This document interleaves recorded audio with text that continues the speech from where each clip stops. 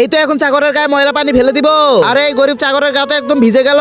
এই বড়লোক সাহেব সবসময় আমাদের সাথে এমন করে কেন? মা তুমি এত সাজুগুজু করেছো কেন? কোথাও যাবে নাকি? আর এই শাড়িটাও তো দেখে মনে হচ্ছে অনেক দামি। কালকে আমার রানী বেটার জন্মদিন, এই নাও নতুন শাড়ি। আর কালকে তুমিও আসবে জন্মদিনে। বড়লোক সাহেব এতটাও খারাপ না আমরা যতটা ভাবি। এই তো আমরা জন্মদিনে চলে এসেছি। মা এটা তো ওই শাড়িটা যেটা আমার জন্মদিন উপলক্ষে একজন ভিখারিকে দিতে চেয়েছিলে। আরে এ তো ভিখারি শাড়ি পরে এসেছে। বড়লোক সাহেব ধরুন এটা। ওই চাকরের মেয়ে কি এটা? আজ থেকে আমার মা এইখানে কাজ করবে না। এই নিন তার কাগজ। বাচ্চারা তোমাদের সাহস কিভাবে হলো মেম সাহেবকে এই কাগজটি জমা দেওয়ার? তোমার ব্যবহার আমার অনেক ভালো লেগেছে, তার কারণে তোমাকে আমি সন্ধ্যায় খাওয়াতে নিয়ে যাব বাহিরে। ওয়াও এই রেস্টুরেন্টটা তো অনেক সুন্দর। বলেছিলাম না মেম সাহেব অনেক ভালো। এই যে খাবার চলে এসেছে। আরে এটা কি খাবার তো পড়ে গেল।